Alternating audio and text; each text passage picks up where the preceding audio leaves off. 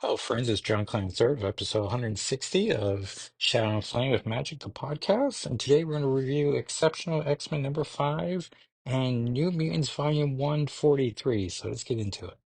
Exceptional X-Men 5 is written by Eve L. Ewing, artist Carmen Carnero, color artist Nolan Woolward, and letter VC's Travis Lantham. And let's get out of the way. This is by far like my favorite ongoing series, and my top 10 of 2025 is going to be nothing but Exceptional X-Men and Magic's ongoing series. So we are going to be spoiled this year. Emma Frost and Kitty Pryde are co-training a trio of teenage mutants in the use of their powers. Kate's former teammate, Iceman, also arrived to check in on her, and Kate discovered Iceman colluding with Rogue of the Louisiana X-Men and realized she was being monitored by her concerned friends. During the ensuing argument, Kate referenced her murderous past, which her new students, were horrified to overhear. What feels like a lifetime ago, I could say I did it out of self-defense.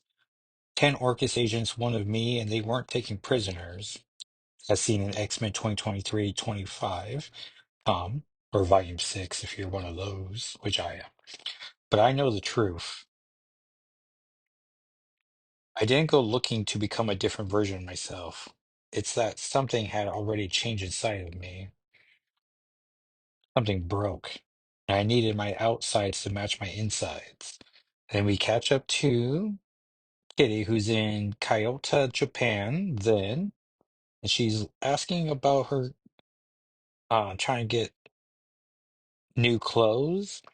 And then she goes into the seamstress's warehouse, and then all some ninjas keep like pop out at her. And Kate has catch up to Yokio, and who I guess has a seamstress business.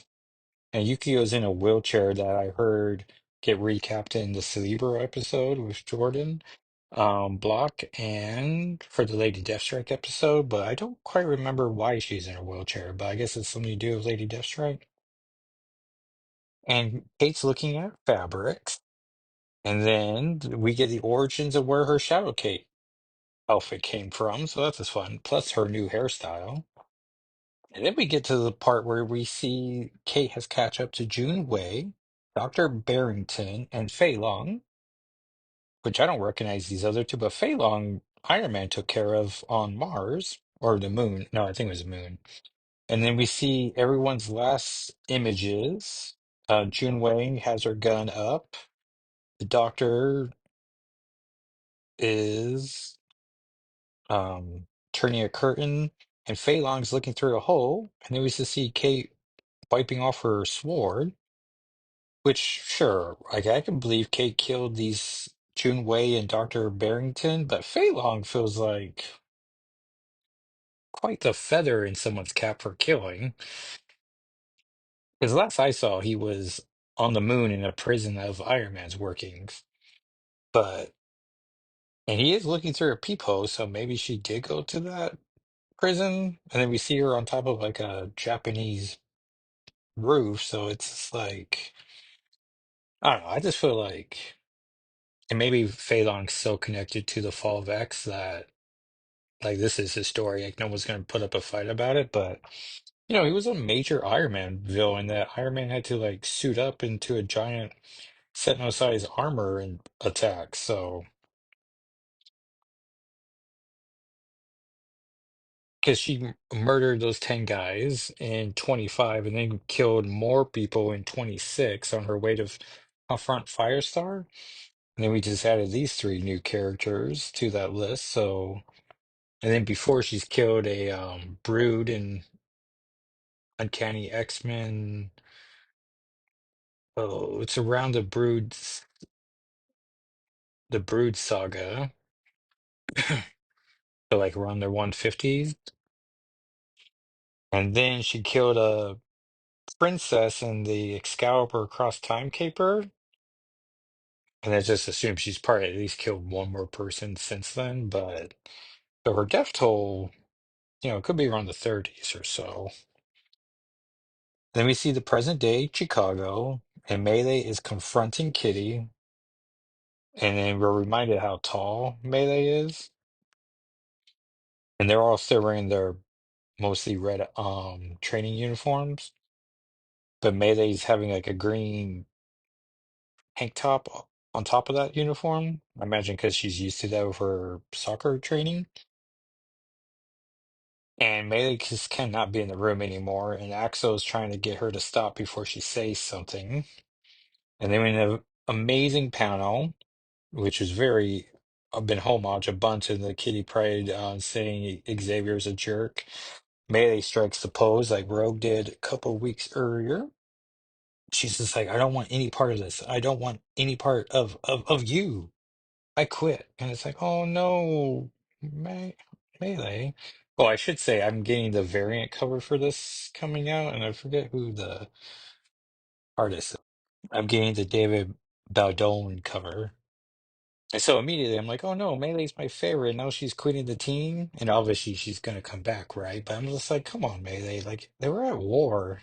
Like it really makes you wonder how much the general populace knew about Orcus and killing mutants and the Hellfire Gala, the third one, the second mutant massacre, and just because I imagine at this point, society of the Marvel universe is just like shrugs your shoulder and goes like, "Oh yeah, the government attacking mutants again."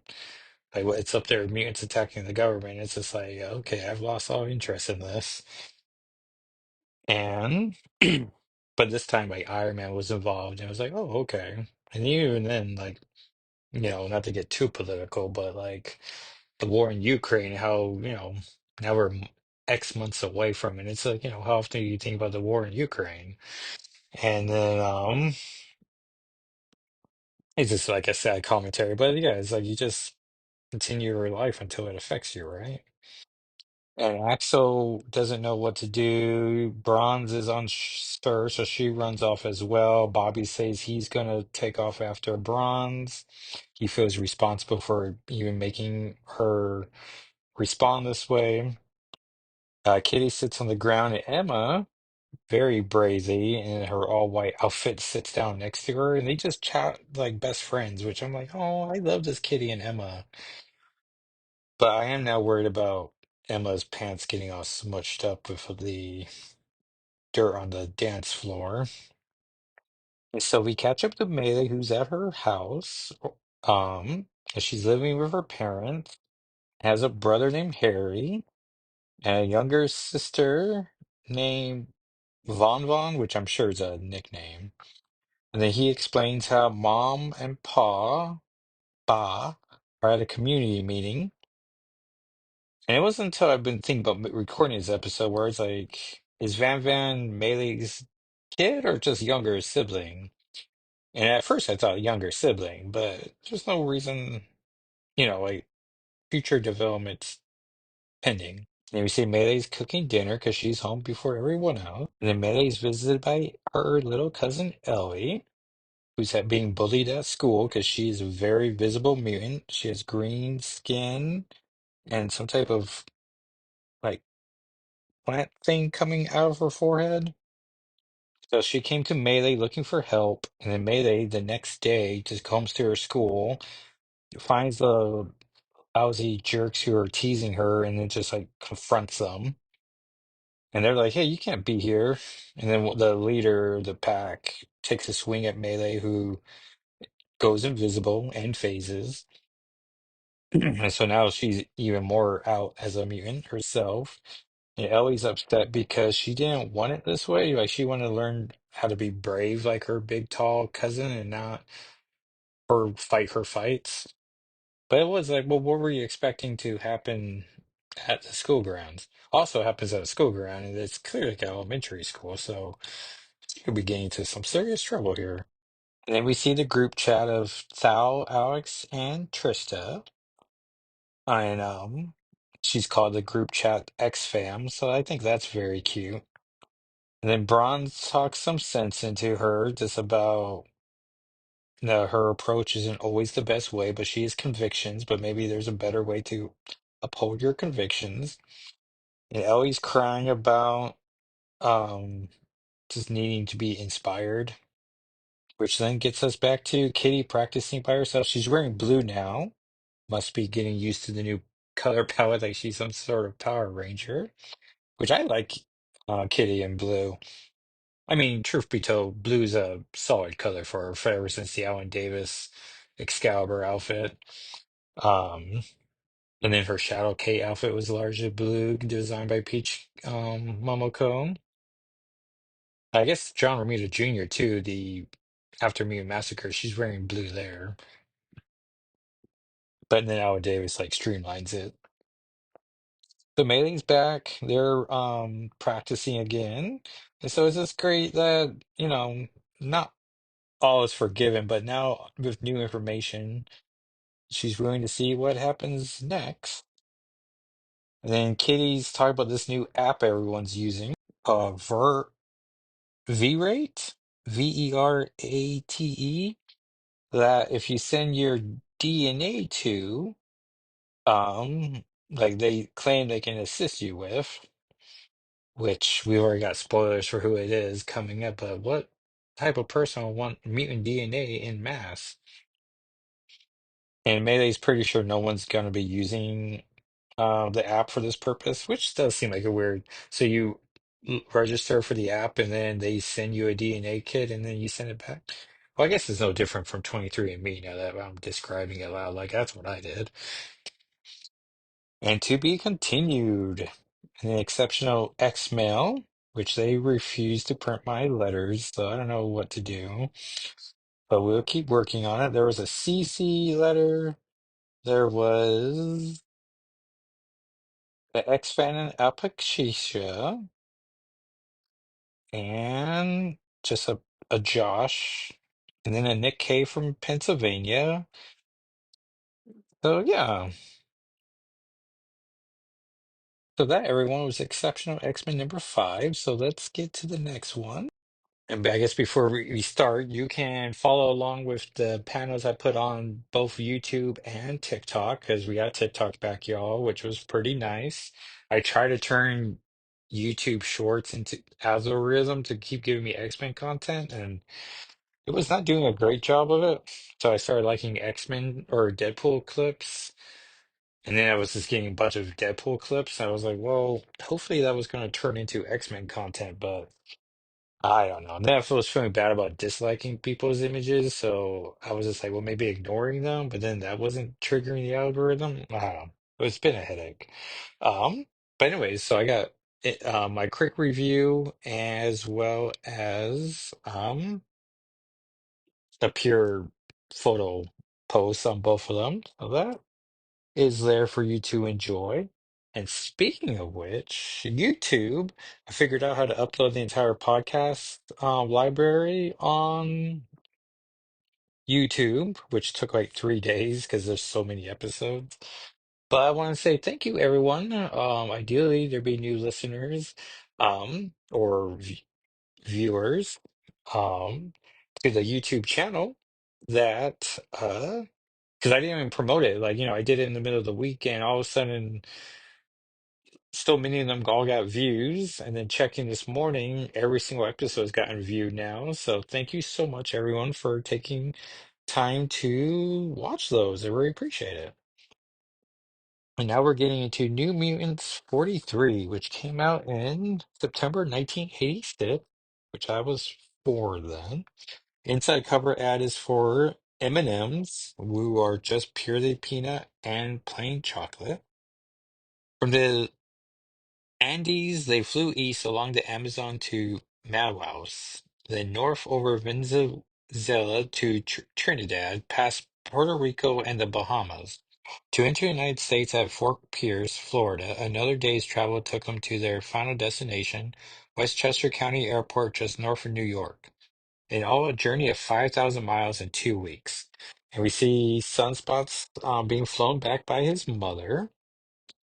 And then Cannonball, um, who's nigh invulnerable while he's blasting, is waving at them through that he's flying next to the plane. Oh, yes, this issue is called Getting Even, is written by Chris Claremont, guest penciler Steve Purcell, guest inker Weiss Horacio, Image co-founder, letters by Boo Hollis and Orszowski, which I don't recognize the Buhalis name. Colorist Glennis Oliver, by far my favorite colorist. Ann Nocenti's the editor, and Jim Shooter, editor-in-chief. Then Danny is behind the plane with her Swift Wind. No, no, no. That's She-Ra's horse. This is Bright Wind, right? Yeah. And so they're flying, and then Warlock armors up around Doug, and then they're hanging out. Then Magic pops into the plane. It's like the price you pay for having a meeting for a kid. Ileana and another classmate mother, Ileana Rasputin. Where the devil do you come from, Magic? Limbo, silly, my home away from home. So Birdo says bye to his mom, and in her life, Nina da Costa had roamed the world, seen sights as strange as they were wondrous or terrifying, but nothing in her experience could hope to compare with what her son is now seeing in Ilyana Rasputina's. It's just weird not just to say Rasputin when we all know it should be Rasputina. Magical domain, a realm beyond space and time, entirely subject to the young woman's will. Here, as apprentice to the demon lord Belasco, she learned the dark arts. But it's her mutant power that enables her to jump from here to any place in the cosmos, any moment in history. A useful talent. She doesn't quite do the time travel anymore. Birdo, like his teammates, is glad to visit is a brief one. He's a proud boy and does not wish the others to know how much Limbo and in truth its mistress scare him. Awaiting them on the lawn backing on of Professor Xavier's School for Gifted Youngsters are Zygoy Mon and Amara Aquila, or Karma and Magic as we know, or Magma as we know. And so they're trying to catch Roberto up for everything he's missed. As he speaks, Roberto transforms to a super strong incarnation of Sunspot, drawing his powers from the Earth star overhead. But before either boy can make a move, Magma calms everyone down. They hug it out. Everything's okay. And then Stevie Hunter shows up, criticizes Berto for being so out of shape. He's been enjoying himself for 2 weeks. And then she mentions how poor Tom and Sharon, the help around the staff members of the Xavier Institute or school, I guess, right? And how they're both depressed and embarrassed about what Empath did to them. And then Sunspot immediately wants revenge on them. As seen from the events of New Mutants 32 and 34. Thanks, Ann Nocenti. And so he comes up with a plan, or he wants everyone to vote on it. Magic says, I'll tell you, I sure wouldn't mind giving that toad a taste of his own medicine and serve him right. Count me in, Bobby. And so everyone pretty much is quick to be like, all right, we're going to do this. 100 miles away, a day later, Manuel Alfonso della Roca strides across the quadrangle of the Massachusetts Academy. And he's just being the worst, making people fight each other. His dreams are cruel, filled with fire and blood and pain. In them, he is absolute master. He's the utterly without pity. The Grand Inquisitor of old, Torquemada, is nothing compared to Empath. Just as things start to get really interesting, he wakes to learn that nightmares are not always creations of the mind. And we see Magic. Hiya, Manny. Long time no see. I'm so glad you could come out and play. Who? Magic. It's like awesome. She's just in a red gown. Whatever you plan, girl, it won't work. Want to bet? Naughty, naughty boy. Are you trying to bend my emotions to your will to maybe make me your slave? This is limbo, chump. The sorcerous realm where my will, my power reigns supreme. What do you want of me? Let me go. And then Sim, who's the worst. Sounds scared, boss babe. How about Sim puts him out of his misery? A demon. His name's Sim. He's a pet, and he likes eats the likes of you, Manuel, for breakfast. Wouldn't mind a snack. How about it? Impact is mine, Sim. You can dispose of whatever is left. No, please, no. Have mercy. This can't be happening. Is it real? It's a dream. But as Ileana's soul's word strikes him, he knows it is anything but. And then we see the Massachusetts Academy and the Hellions are figuring out that Empath is missing. They begrudgingly feel like they have to do something. The Empath has escaped, or so what he thinks. Below the Academy is a vast underground complex whose existence, like that of the Hellions themselves, is known only to a select few. Meanwhile, an Empath is being tormented by another giant demon being controlled by Danny. And then Sunspot and Cannonball attack Empath. And then Danny gets another chance to scare him. And then Warlock creates a wall with spikes. And then Doug's about to punch Empath. And then he's like, all right, guys, I feel like we've done this enough. Like, we're done, right? And Birdo's like, no, hit him. He's like, I feel like doing any more, we're stooping to his level. So we're done skis. And then the Hellions finally show up like, hey, we got it from here. It's fine. And then Magic says, as good as there is for Fearless Co-Leader, and then opens up a portal. Empath jokes that he's going to torment the New Mutants, and then Thunder, no, Warpath punches Empath in the face, like knocking him back to his knees, and he's like drooling blood. He's like, surprises Empath, learn from this existence, because if you don't, you have to deal with me. And that's pretty cool that, yeah, but they're right that he's one of their own. So he's like, we'll police him. But it's like, yeah, but you're doing a lousy job as it is. I was going to cut back to a couple pages, see what other comics are out at this time. Cloak and Dagger 8, New Mutants 43, uh, Alpha Flight 38, The Birth of Snowbird's Child, Vision and Scarlet Witch 12, Official Handbook 10, Give the Scoop on everyone from Fastos to Sabretooth.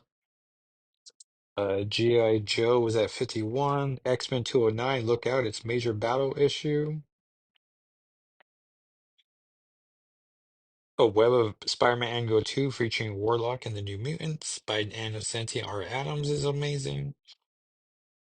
X Factor 8 versus the Freedom Force. Classic X-Men 1. Go back to the roots of the new X-Men in the special series. This issue not only reprints the first third of Giant Size X-Men 1, it features 20 new pages detailing the recruitment of the new X-Men by Chris Claremont and John Bolton. Alpha Flight Annual 1, Alpha Flight Mansion is invaded. Um, yeah. And so that was New Mutants 43, Volume 143. Let's see what came out last week.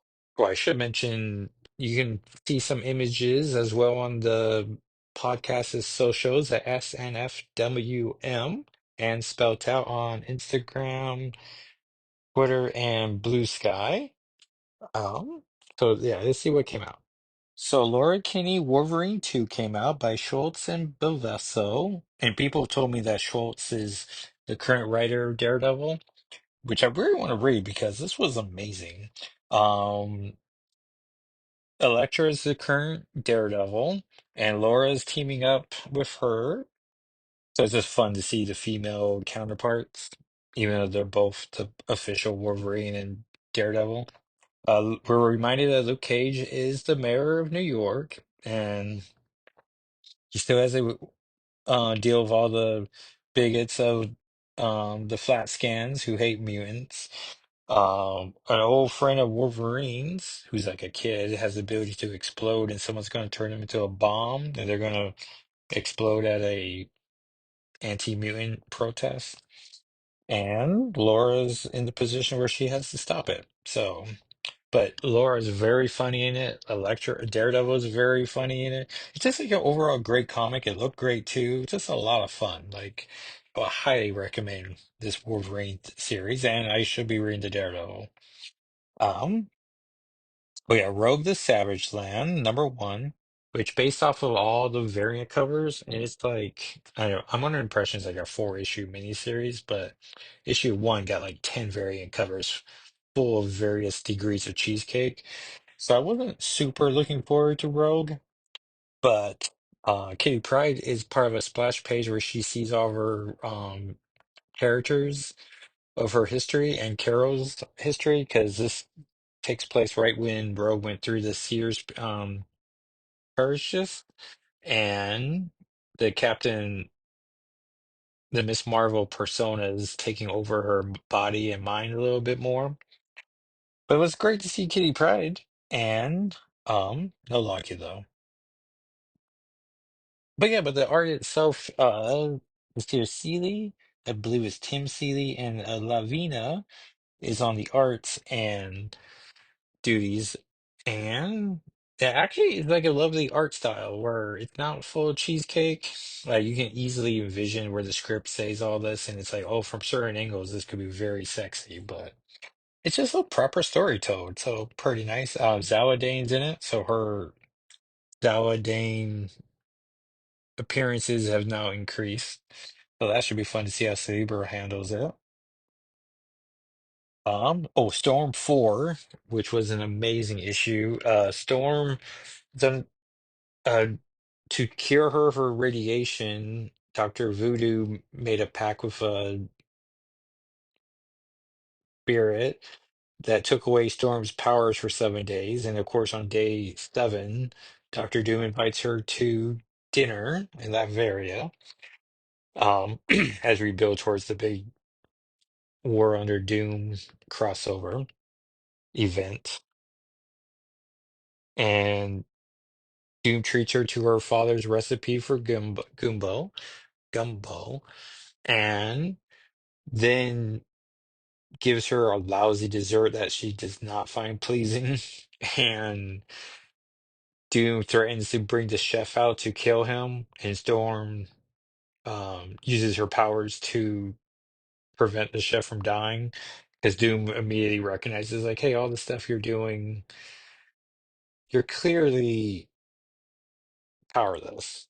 Oh, and Storm borrowed a dress from Rogue, and by in a dramatic page flip, it was like, wait, if it's a Rogue dress, wouldn't it be green? And of course, it is green. And Warnick does such an amazing job on arts duties, and yeah, who's the writer? Kyle Deli. Like, he's just a superb Storm writer. So like, it's just, and it's like issue 4, and it's already like so much is happening in it. Anyway, so Storm uses her powers after Doom activates them, which I like the logic of, like, yeah, Doom granted her access to her powers, but it's still up to Storm to use her powers or not. And of course she does. And then that spirit shows up, hey, we had a deal and now I'm gonna attack you.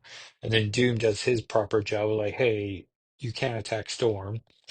But in the process, Storm does die and then visits her father, which immediately makes me go like, did Storm not die during Krakoa at all?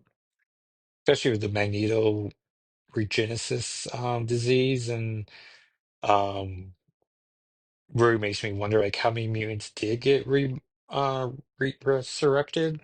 Because I know Kate did once at least, but I don't remember if Emma died, and I don't remember if Storm died. Um so anyway, so Storm dies and then gets a brand new look as she is now the avatar of Infinity. Ugh. And spoilers for last week's comics, everybody. I'm like the worst of this. Um, so yeah, so that's the big cliffhanger. And she sort of looks like a goddess of thunder. So I don't know if it's like synergy with the what if thing, which I keep waiting for Funko to announce a Storm, what if Storm variant. So, which I will immediately purchase. Amazing Spider-Man still doing his 8 deaths of Spider-Man, but no magic yet, but we're tracking it. And Ultimate Wolverine 1 came out. Magic is in there. She's clearly leading this Euro Russia pack. They called Red Omega Red his civilian name, which is like Glacio or something like that. But it's definitely not Mikhail, so I was wrong about my guess there. No Kitty Pryde or Gambit. So, and I did have issue 2 pre-ordered already. because I do suspect she'd be in that issue, like a dramatic last page reveal. But Magic sends um Logan, the Ultimate Wolverine slash Ultimate Winter Soldier, which it is a shame they didn't just call this Ultimate Winter Soldier, but Wolverine still is better.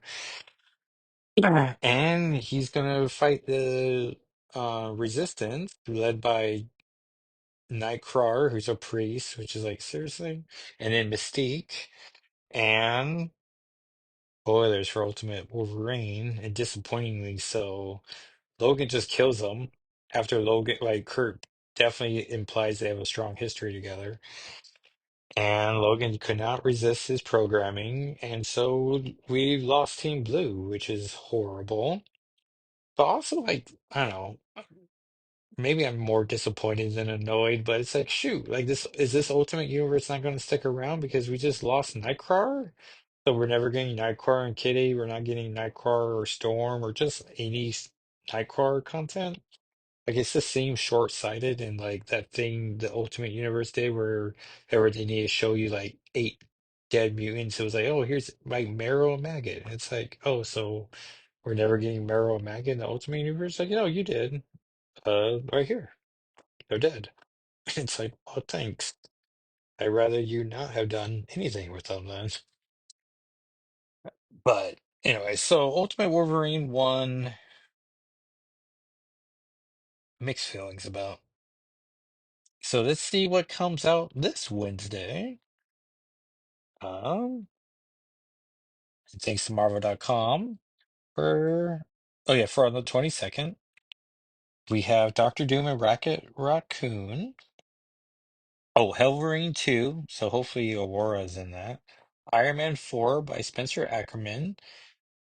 Promises to have Scarlet Witch in the comic, so we'll see how that's working out and see if Emma gets any references in it. Mystique 4 with Nick Fury Jr. and Mystique's mystery building.